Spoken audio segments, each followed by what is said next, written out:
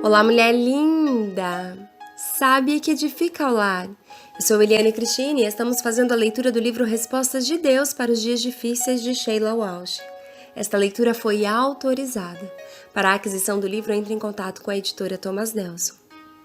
Leitura 17, Confiança. Pai, eu oro pela amiga que me ouve. Ah, Deus, que ela entenda, que ela compreenda, que ela receba em seu coração que o Senhor a quer por completo. Eu oro em nome de Jesus, amém. Esperança para o mais improvável. Jesus teve muitos encontros fascinantes com mulheres nos relatos dos evangelhos, mas seu encontro com uma mulher de Samaria, ao fim de um quente e exaustivo dia, é um dos mais poderosos. A probabilidade de eles se encontrarem parecia nada menos que espantosa para essa mulher, até revolucionária, mas com Jesus sabemos que não foi um encontro ao acaso. Ele a procurou, apesar de ela ter duas coisas que lhe pesavam contra. Primeiro, ela era samaritana, e os judeus nutriam um ódio amargo contra os samaritanos. Segundo, ela era uma mulher, e as mulheres não gozavam de grande estima na cultura daquela época. Para compreender por que os judeus de sangue puro odiavam os samaritanos, você tem de voltar no ano de 729 a.C., quando os colonizadores assírios capturaram as 10 tribos do reino do norte judaico.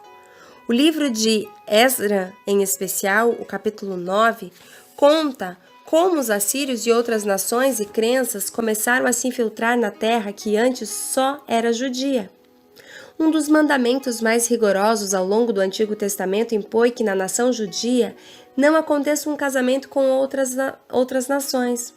Mas Esdra deixa claro que isso era justamente o que o povo acabara de fazer.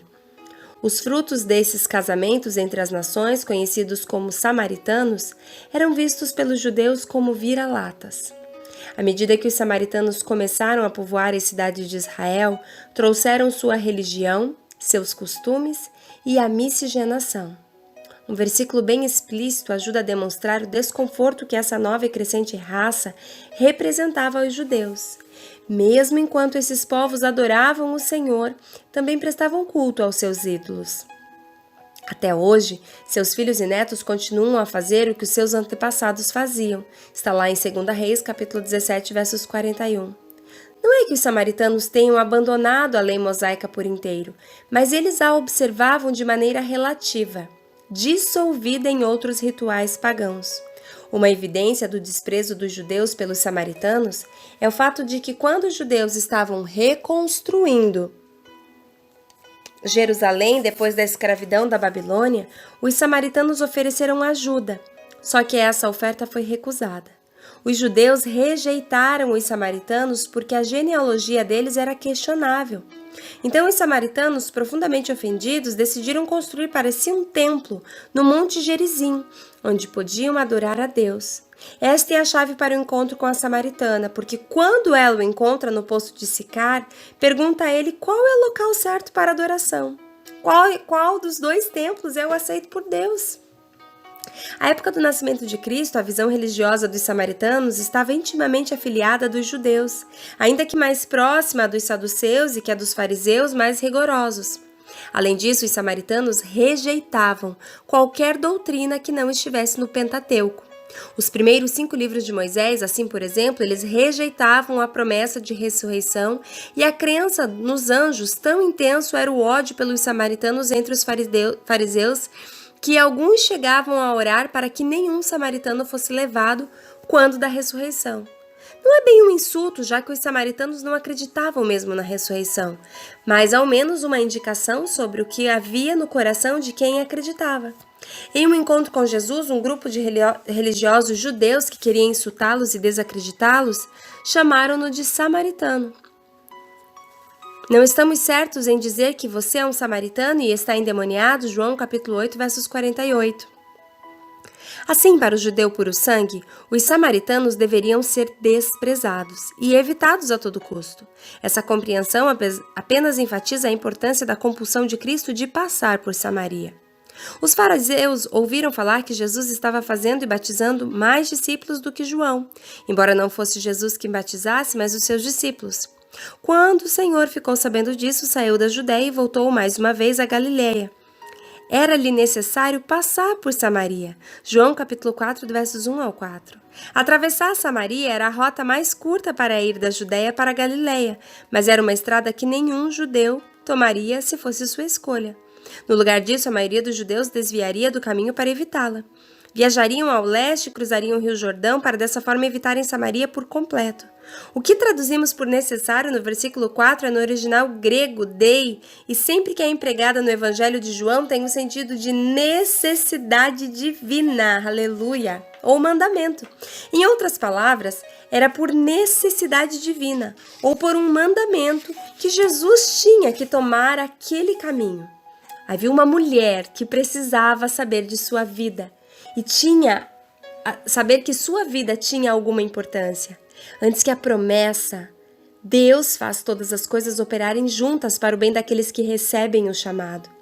Fosse colocada em palavras, Cristo, a promessa, estava prestes a trazê-la a uma alma muito perdida. Frisando, era por necessidade divina e por um mandamento que Jesus tinha de tomar aquele caminho, a estrada para Samaria. Havia uma mulher que precisava saber se sua vida tinha alguma importância. Uau! Muitos homens judeus começavam seus dias agradecendo a Deus por não serem não-judeus, escravos ou mulheres. Sim, e nessa ordem. Um homem hebreu não podia falar com uma mulher na rua, nem que essa fosse sua esposa ou sua filha. As mulheres simplesmente não eram vistas como contribuintes à sociedade. Havia até um grupo entre os fariseus conhecidos como fariseus sangrentos, porque eram os mais rigorosos dos rigorosos e não podiam sequer fazer contato visual com uma mulher. Assim, se percebiam que uma mulher vinha em sua direção, olhavam para baixo, o que muitas vezes resultava em dar de cara com um muro. Daí seu nome. O fato de Jesus ter abordado alguém de Samaria, que ainda por cima era uma mulher, era chocante. Assim chegou a uma cidade de Samaria chamada Sicar, perto das terras que Jacó dera a seu filho José.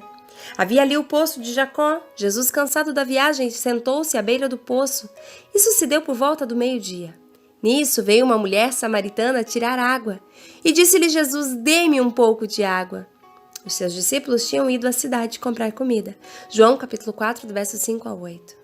Ao ler isso e pensar o quanto esse encontro foi chocante, em que Cristo viu além das barreiras de uma vida em pedaços, não posso deixar de lembrar de quando Barry e eu moramos em Nashville no final do ano de 90. Era freguesa habitual, por assim dizer, ao equivalente da norte-americana em Suípa brasileira.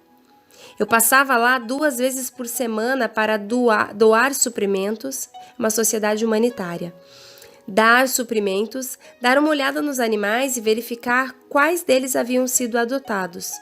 De vez em quando, se houvesse um animal em condições particularmente difíceis, desnutrido ou com a pelagem em más condições, eu o levava para casa e cuidava dele até que se tornasse mais adotável. Havia um gato, Max, que atraiu minha atenção de forma especial. Em uma noite fria, Max havia se esgueirado pelo capô de um carro para se aquecer junto ao motor, ainda quente.